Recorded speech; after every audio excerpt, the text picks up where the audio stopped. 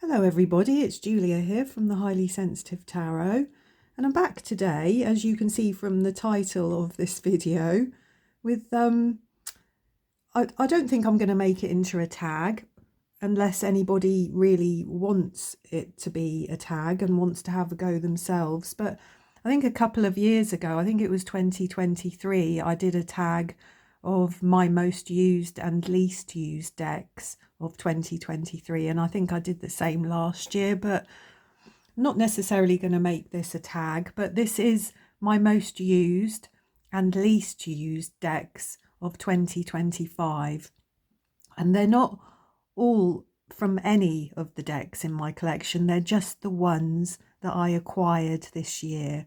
So like While the Tarot of the Abyss and the Pensive Path and the Everyday Witch and the Forest of Enchantment, and to name but a few decks that have been my favourites this year, decks that I've enjoyed a lot. I obviously didn't buy them or acquire them this year, so they're not part of this video, if you know what I mean. Make it confusing. So these are only decks, tarot decks or oracle decks, that I acquired in 2025. And I was just looking back through my journal and looking at how many tarot decks and how many oracle decks I did acquire in 2025 in total. And I bought 11 oracle decks this year, and I acquired 33 tarot decks this year. And I sold one of them, which turned out to be an AI deck, which I really just I wasn't happy about, so I rehomed that. But there was 44 decks that I acquired this year through one means or another. Some were gifted to me, some were used, and some I bought new. But I think I was just relieved really to see that it wasn't 52. It wasn't like a deck for each week of the year, because that would have just been shocking, wouldn't it?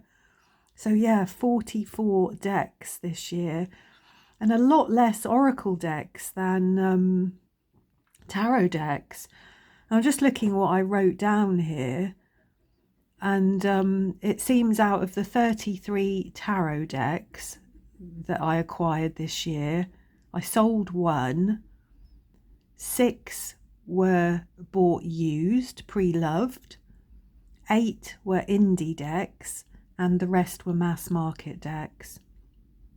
And I think out of the oracle decks, 1 was a indie deck and the rest were mass market, all bought new.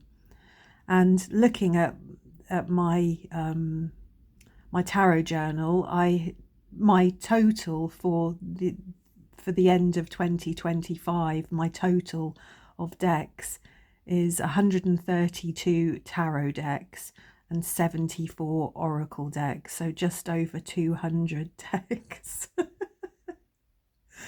Which in 4 years, I mean, when I started my channel 4 years ago, I maybe had half a dozen decks, 2 or 3 tarot decks and 2 or 3 oracle decks, and now 4 years later I have just over 200.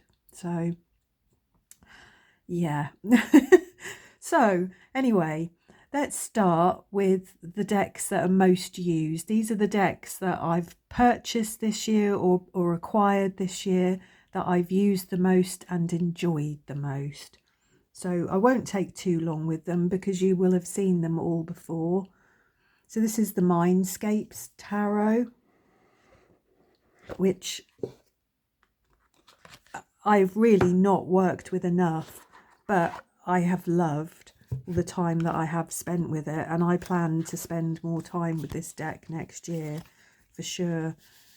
It's just such a beautiful deck. I think it really deserves a bit more study actually, because there's not really people in this deck. This is all sort of images of nature, isn't it? And landscapes and things like that. So, you know, and I often sort of rely on the people and people's facial expressions and things like that when I'm reading cards. So this one wasn't the easiest, but I think the more time that I spent with this deck, the more I enjoyed it. I mean, there's a couple of people there, but there's really not very many people in this deck at all, or even animals. It's just lots of landscapes and cityscapes. But it's a beautiful, beautiful deck. I love it. So I will definitely be looking forward to spending more time with this deck next year. The little hermit there, look, it's beautiful. I love the high priestess there, look, almost in a circus tent, the tarot reader, isn't it? The suit of branches in this deck has been my favourite, with all of the trees and the greenery. Look how clever that is, look, with the volcano, the lava going down into the water. It's a very clever deck. With some extra cards, look, the catacomb. Really nice deck. As you can see, I really like the branches. I like all of the trees. That's a really nice card as well. Yeah, so that is the Mindscapes Tarot by John A. Rice. And what is it? It's a... don't know who the publisher is of this. Doesn't say on the box. Hay House deck. There we go. I will put a timestamp in this so that you can tell the difference between the most used decks and the least used decks this year, but I'm not going to put a timestamp in for each deck. I haven't got time really at the moment, but I really just wanted to show you and share in this, and I hope that other people might do a similar sort of video as well. It's always really interesting to see what people bought and then what they actually did use, or what has sat on their shelf for one reason or another. So the second deck is the Penumbra Tarot, and I have to say, if I had to choose a favourite out of all of these decks for the year, I think it could easily be this. I do love this. This is by the lovely Ethany, isn't it? This deck really surprised me.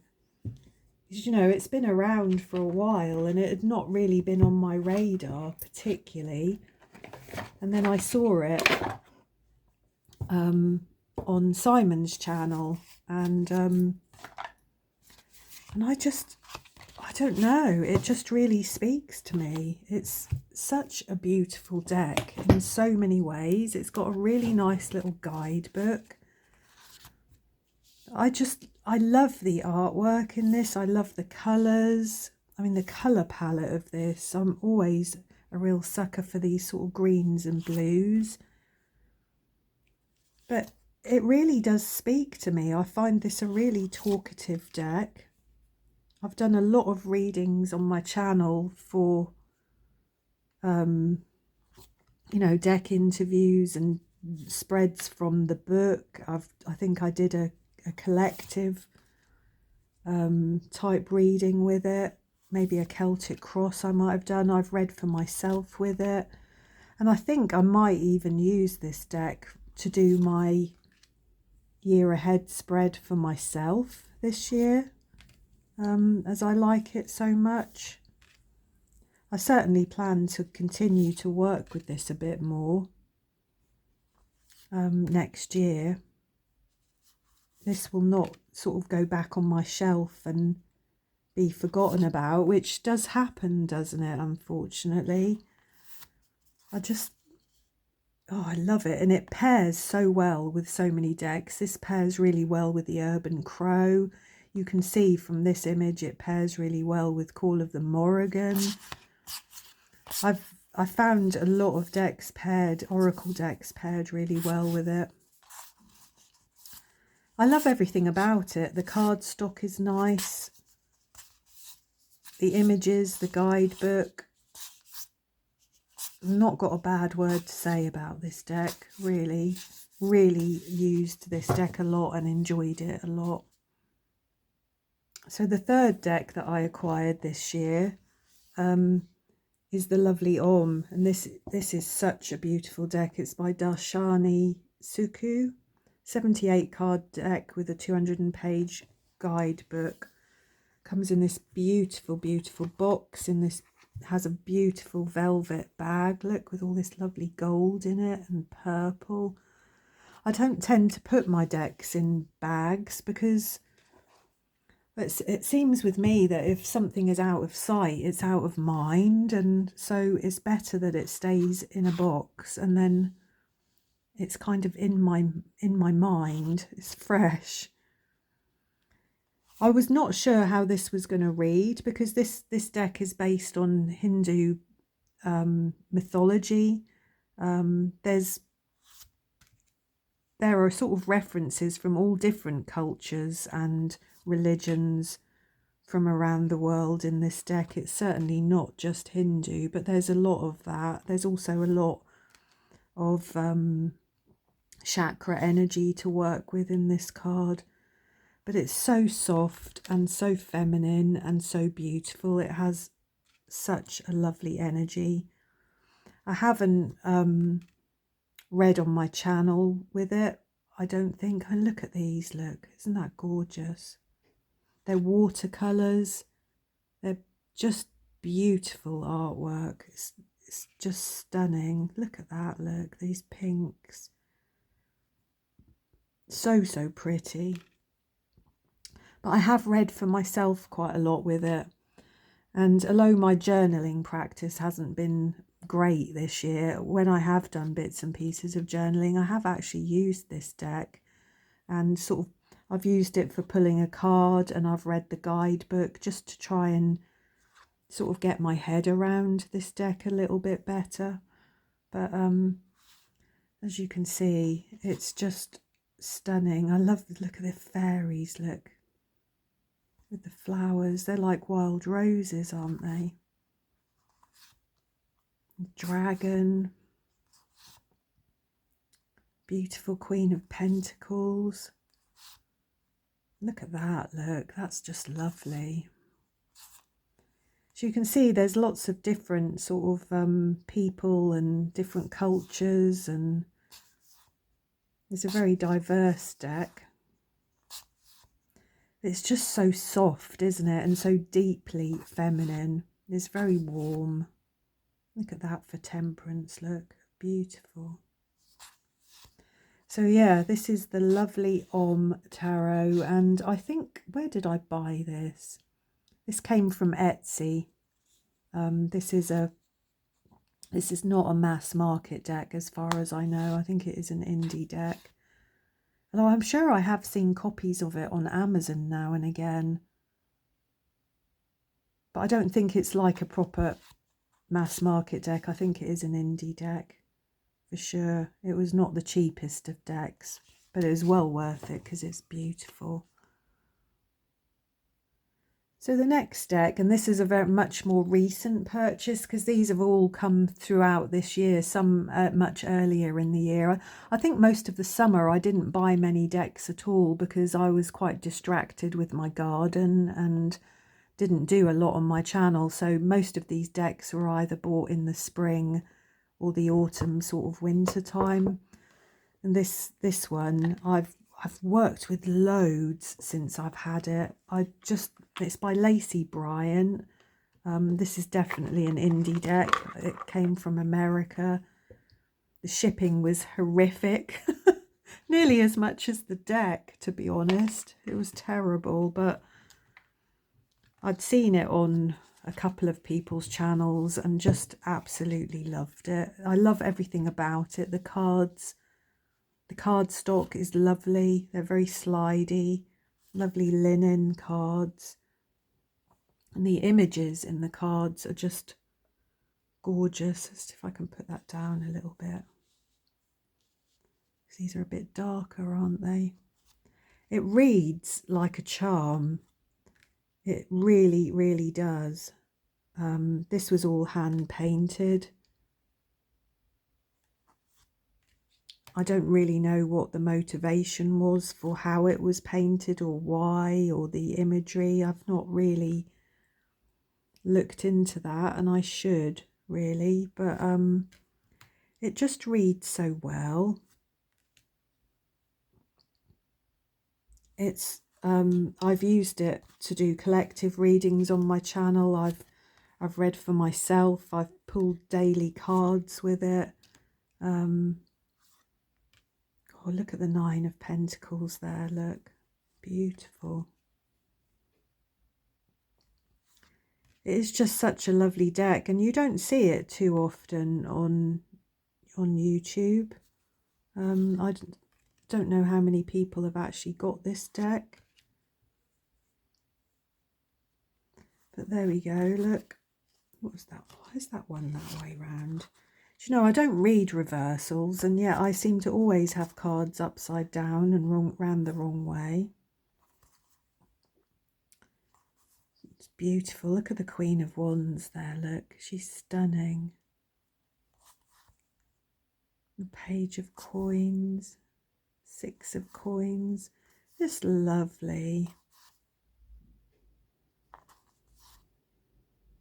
Look at him, look, the Hanged Man. Even got cobwebs and spiders round his feet.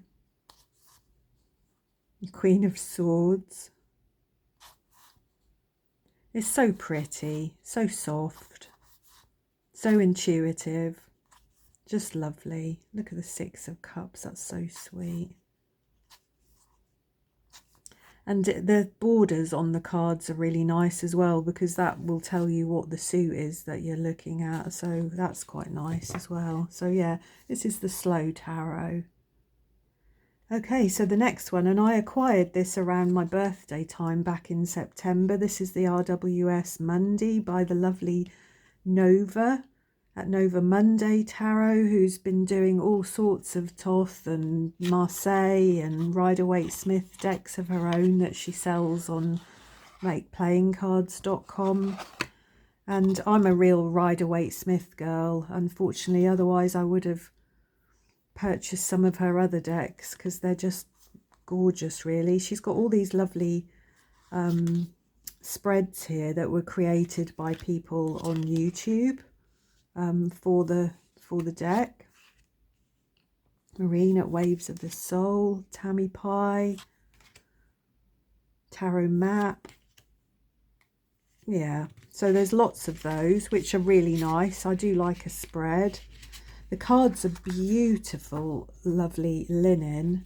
They just slide gorgeously in your hands. Oh, there's lots of those spreads, yeah. They're double-sided, so the cards can land whichever side. One side is jewels, one side is frost.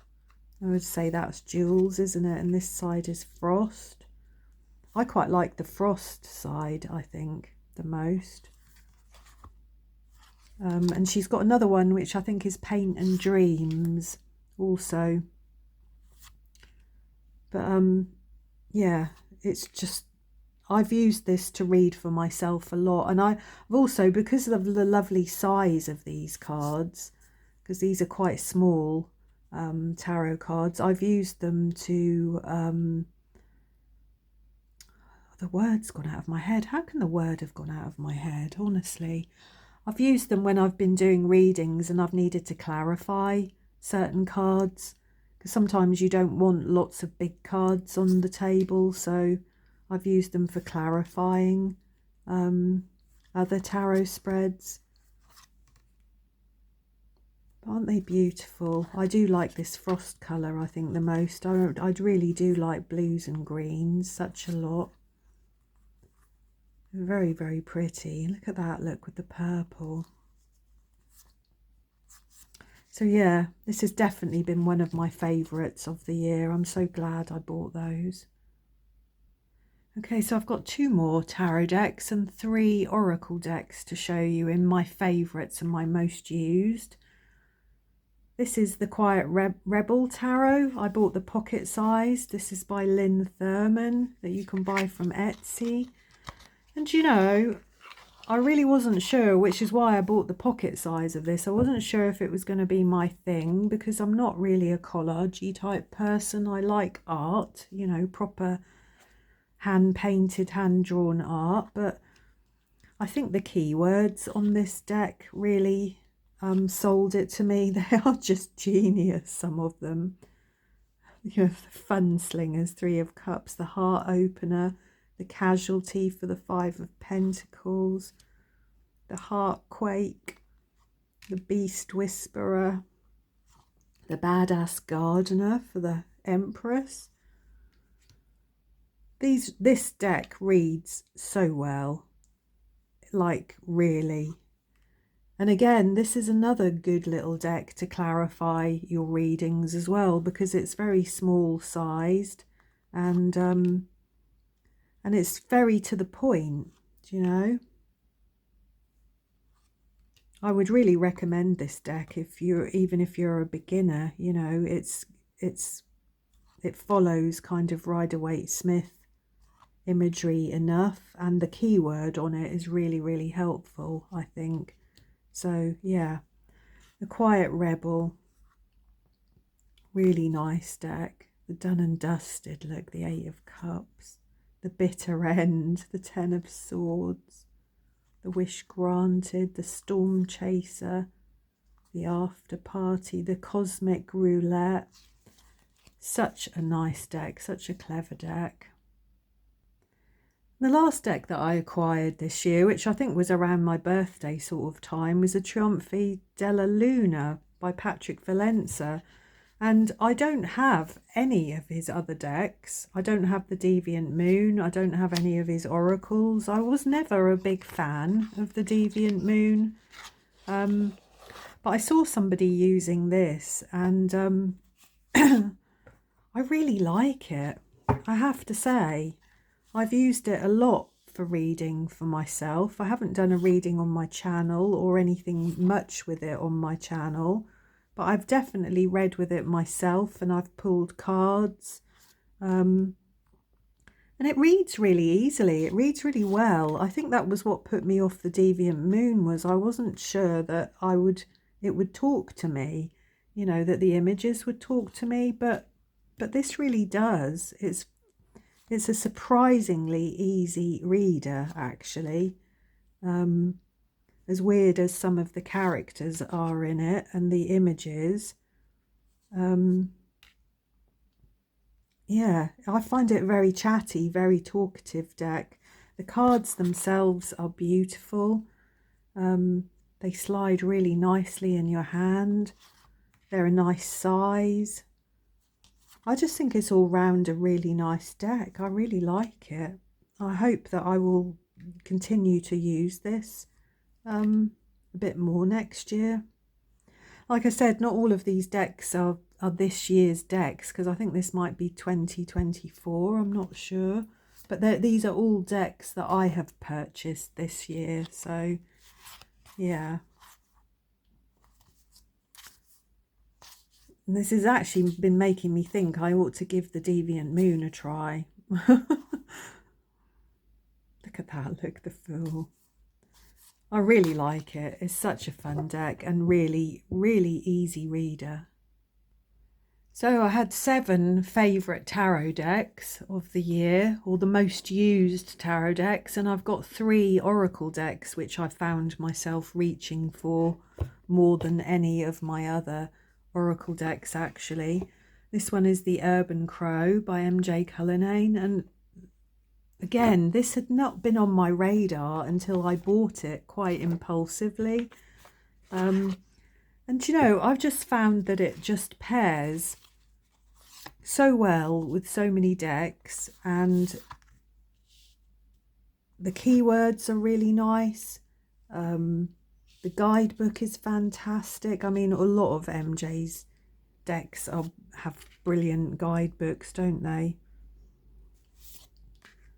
but out, you know, I've got quite a few of her decks actually. I've got the Grim Walkin's Curious Cats, the Forhaxa.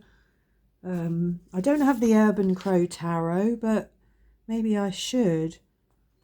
But I think out of the decks that I've got, I really like this one the best. Like I said, this one pairs beautifully well with the Penumbra Tarot. Really well. I've done some really nice readings for myself, and I've done a few things on my channel, I think, with this deck as well. So it has been very well used. Yeah. So that is the Urban Crow. Really nice deck, really nice. The next one is the Quiet Rebel Oracle, and which I also bought in pocket size. I didn't buy this with the tarot deck. I bought this after, once I decided that I really liked the tarot deck. I thought I'd try this. Have I got them around the wrong way? There we go. This is a brilliant little oracle as well, and I wish, well, at some point I may buy the guidebooks, because I saw those on Amazon. You can buy them separately, but I did download the PDFs using the code on the box, and which is much more helpful for the oracle deck, obviously, rather than the tarot deck. And but I think there's enough information in these cards actually for them to be quite helpful even without the guidebook. So yeah, I think that the tarot deck and the oracle deck are really, really very clever. I really I would certainly have a good think about buying anything else by Lynn Thurman. I really like her decks. I like these little pocket size actually as well. I don't always like cards that are too big in my hands. Ghosts of Expectations, look, Unlearning. They are very clever. Sneaky Tricks, Cunning. Open Your Eyes, Awakening. Time Bandit, Boundaries. See, that's really clever, isn't it? You know, without having firm boundaries in life, you do give away too much of your time, don't you? Too many people and too many things that want your time. So yeah, this is a really, really nice little deck. Really nice. Okay, and the last deck that I purchased this year that is what I would include in my favourites and most used is the Old Ways Magic Oracle by Naomi Cornuck. This is an indie deck,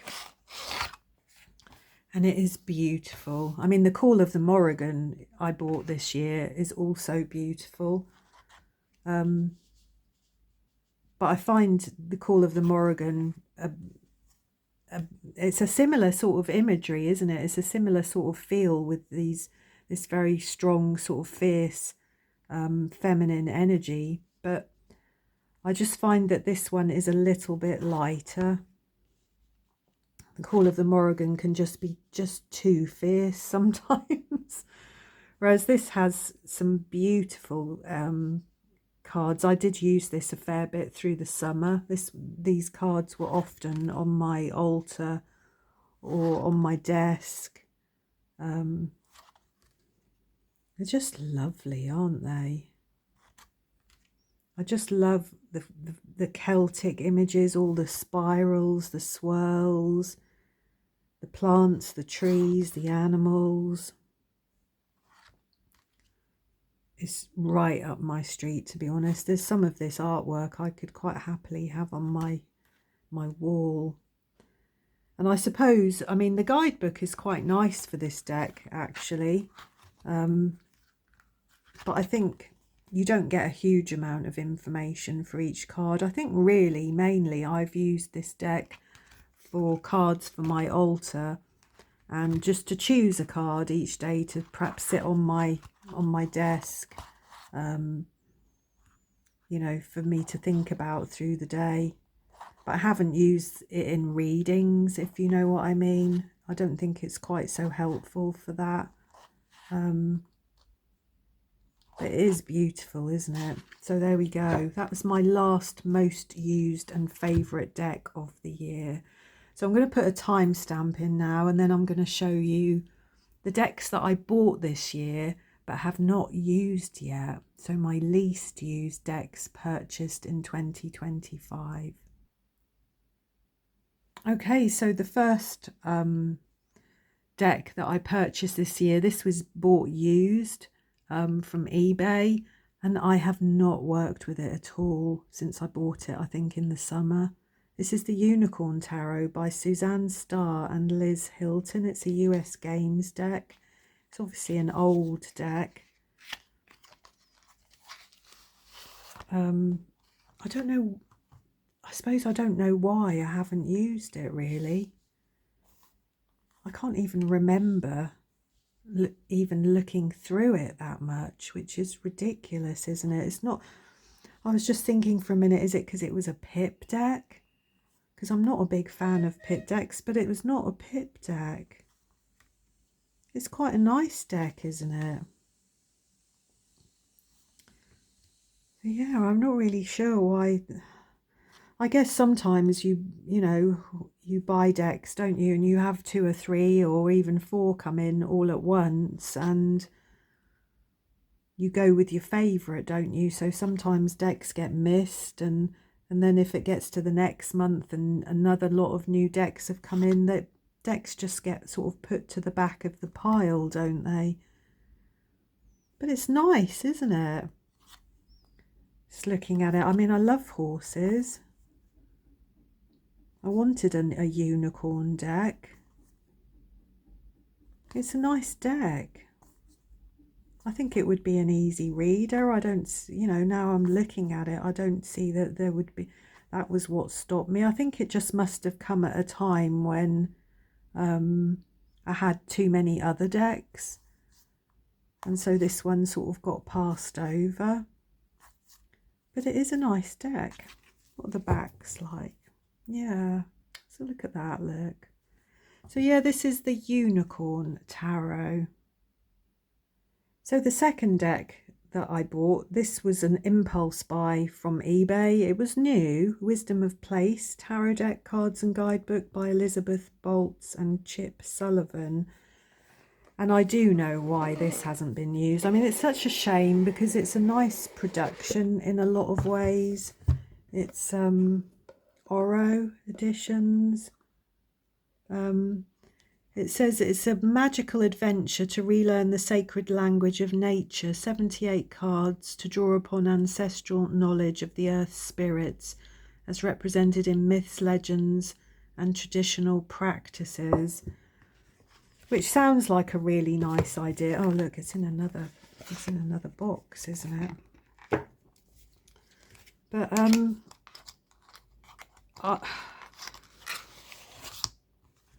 I think when it came, I looked at it and is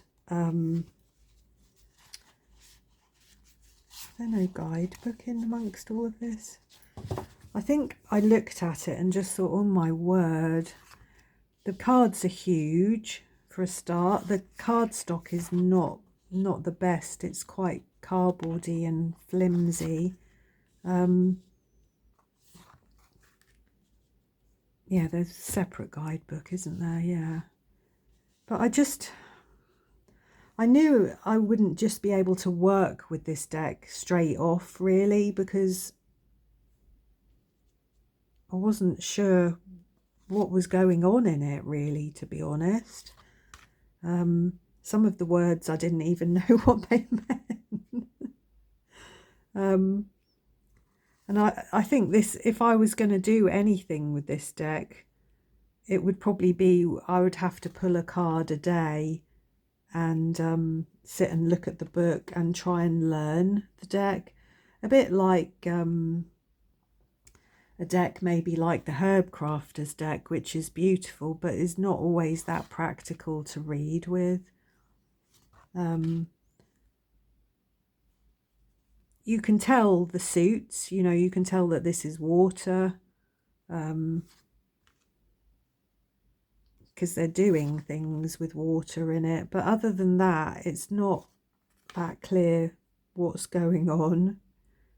So like I said, this deck would really, I mean, it's beautiful in its own way, but I think for me, the cards are just a little bit too big to be practical. And it would take a lot of study on my part to do anything with it that felt relevant, I suppose. But it is a nice deck in its own way. I'm not really sure what to do with it yet. I'm not sure whether it will end up getting rehomed or whether I shall just put it in with my Oracle decks, maybe. I certainly don't see myself using it as a tarot deck. But it's a nice deck in its own way. It's a nice concept. It's a nice thought, isn't it? So the next deck is the Triple Goddess Tarot, which again I bought used. It's a US Games deck, and I bought this used off eBay, mainly just because I liked this picture. The greens and purples in it. It was just so beautiful, and these are beautiful cards. And earlier I was again just trying to think, well, why have I not used this deck then, really? Why did this get overlooked? And I think it's probably just because, as I said about the other deck, that I think it came at a time when I had other kind of more interesting or exciting decks to look at, and it got passed over. But I think it would be I think this would be a really nice reader, actually. I like the artwork in it. I like the colours. I think it would read easily. There's nothing in it that makes me feel, oh, you know, I'd have to sit and study this and learn this. I love goddess energy. You know, I can see this as being something that I would enjoy using. Yeah. It's nice, isn't it? But I think I just had other decks, really, that came along that, I mean, that's beautiful, isn't it? I think I just had other decks that came along that, oh, and look at him. The Hermit, very nice. I don't even mind the little Celtic borders at the bottom, actually. If you trimmed them off, you'd have to write on the card, I think, wouldn't you, to know what it was. This has got a feel of another deck that I've got, actually. Another sort of witchy type deck. It's got a feel of a similar thing about it, but it's very nice. I like it. I will endeavour to use this next year. I'm definitely not going to rehome this. Okay, so we've got 4 more decks to go, 2 more tarot and 2 more oracle of the decks that I acquired in 2025 and have not worked with yet.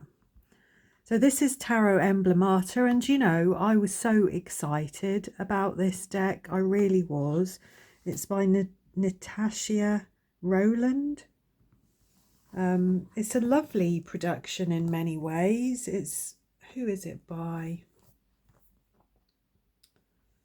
Does it say on the box? redwheelwiser.com, maybe that is. It's really nice. Come on out, come out. It's got a beautiful book. Really, really nice. Has a lot of information in this book. And the cards themselves are gorgeous. This is one of my favourite backs on cards I think I've seen in a long time. Look at that, look. It's gilded also with this lovely sort of, I don't know what that is. It's a silvery gold sort of colour. Not too horribly shiny. The cards themselves feel really nice. I don't know why I haven't used it. I think it's because it's different, isn't it? And I think I felt that I would have to look at the book a fair bit to sort of get my head around some of these quotes, and there's not too much to go on imagery wise, but you do get these little mottos and these little sayings, and there is enough information here certainly on these cards to read with. But I think again, it's probably that it came in at a time when I had a lot of other decks that I just was more interested in at the time, I suppose. I think this would be a nice deck to pull a card to leave on your altar every day to look at and really kind of get to know the deck that way. It's I mean, some of the little mottos and things are really interesting on it. The world, it is completed. You can see I haven't worked with it. Some of the cards are still stuck together. The Three of Wands, appearing together upon the sea, a sign of good luck. Four of Wands, ye fortune too. Do you see what I mean? I think that some of these cards you might want to have a look at the guidebook to really understand what they're getting at with the motto. Like I said, I do like people and faces in decks a lot of the time, and without them I can sometimes struggle. But it is a beautiful deck, and it doesn't deserve to be rehomed just because it's tricky. I should really spend some time with it and get to know it, shouldn't I? Okay, so the last tarot deck that I acquired this year is the Shimmering Veil Tarot by Scylla Conway. And the only reason why I have not worked with this deck is because it came... Oh, do you know, I struggle to get the lid off this. It's quite stiff. It came in the summer, which is when I decided to buy it. And for me, it just did not have a summery feel about it. Do you know what I mean? This is a wintry feel for me. So I'm going to use this in January, I've decided. Look how beautiful that is, look. I have to say, I am somewhat intimidated by this deck just because this is a deck to be studied in a way, isn't it? This is a very intuitive deck. You know, you're going to have to go with your feelings around this deck. This is not traditional imagery. This is beautiful artwork. I need to spend some time reading with this deck for myself and having a little look at the guidebook and seeing how Scylla has meant for these images to be perceived, and see how they feel to me.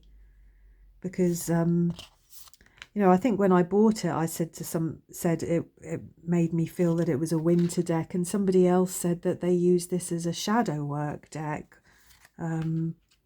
which you can see that you could definitely use this as a shadow work deck. But I just feel it's got winter about it, and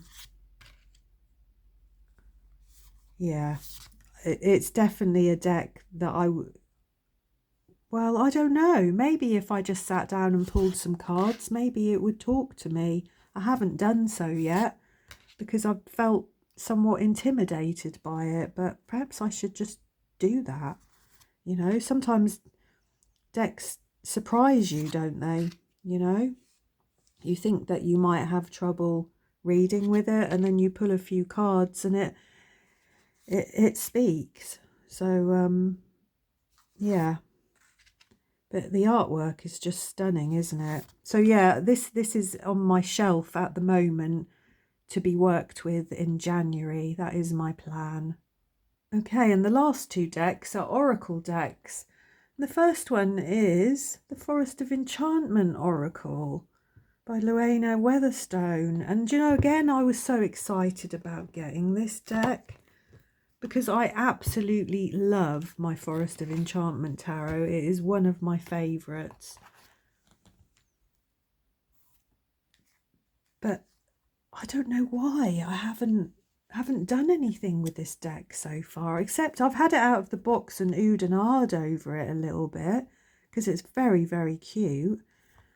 But I don't know. I think probably why I haven't worked with it particularly is it just hasn't, the aesthetic of it or the feel of it hasn't gone with some of the tarot decks I've been using, I suppose, since I've had it. I think this came around about my birthday time. And I think just maybe the aesthetic hasn't fitted with what I've been using at the time, but I can see that it will work with some of my tarot decks. Oh, look at that, look, Jenny Wren. So cute. I don't know whether it would be overkill to use it with the Forest of Enchantment or whether it would work well with it. Again, I haven't tried, which is awful to admit, but excuse me. But I'm sure that once it gets to springtime that I will be feeling the pull of this deck a bit more, because it has a spring type feeling to me, even though there are cards from all throughout the year in this deck. Actually, I think you could actually pull this deck out any time. But the greenery of it would make me think of spring and summer and autumn, I suppose, more than winter. But yeah, it's a beautiful deck. I certainly won't be rehoming it. I just need to get round to it, I think. And the last Oracle deck is one, again, I think I bought around the end of the summertime. It's Kate Forsyth's Fairytale Oracle, illustrated by Merle Honey. It's a rock pool deck. It's beautiful. Everything about this deck is beautiful. And I don't honestly know, again, why, I mean, look at this, look. I don't know why I haven't got to it. Maybe, again, it's just the fact that it hasn't, the aesthetic of it hasn't gone with the decks that I've been working at the time. It's beautiful. It's a bit bent. It has a bend to it, which I tried to straighten out but didn't manage to. The cards have got a lovely linen-y sort of finish to them. They're just gorgeous. I recognise all the fairy stories from this deck. You know, we've got Cinderella, the White Swan, the Little Mermaid, Sleeping Beauty, Hansel and Gretel, Wild Swans again, Rapunzel. That's beautiful. I think you get sort of 3 or 4 cards for each fairy story. Look at Bluebeard there, look. Rapunzel again. It's so pretty. Little Red Riding Hood. It's got a nice guidebook as well. It's a nice deck. I just need to find the right pairing for it, I think, don't I? Beauty and the Beast, Sleeping Beauty, Bluebeard again, Beauty and the Beast. Look at the colours, look, it's really rich. I really must find a good pairing for this for next year. I think this has got a real summery feel to it with all the vibrancy of the colours. So that's probably what I'll use it for, but yeah, I'm not sure what I would pair it with, so we'll see. And I do wish it didn't have the bend in the cards. That does annoy me, but it's a very, very nice deck. Very, very pretty. So yeah, they were my least used decks. So I haven't done too badly, have I? About 50 minutes. So I hope that I don't feel like now I've gone through all of these decks that I want to rehome any of them. I think they were just not the right time when I bought them, and I think I just need to get round to them really. So yeah, I hope you enjoyed having a look and sort of hearing about what I bought last year. Like I said, it was 44 decks in total through the year. 8 or 9 of which were indie. Most of the rest were mass market, new. Maybe 6 or 7 of them were used. And I now have just over 200 decks in total in my collection, which feels like a good number.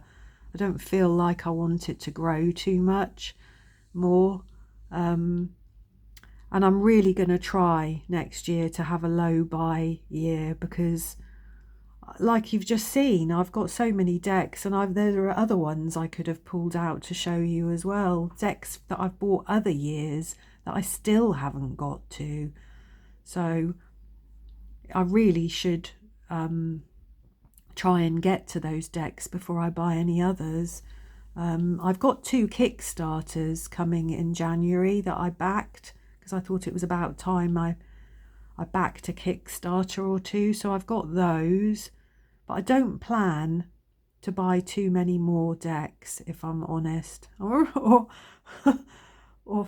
everything crossed really, that I don't buy too many more decks. So like I said, it'd be lovely to see other people's most used and favourite decks and least used decks, and to hear why. That's always interesting.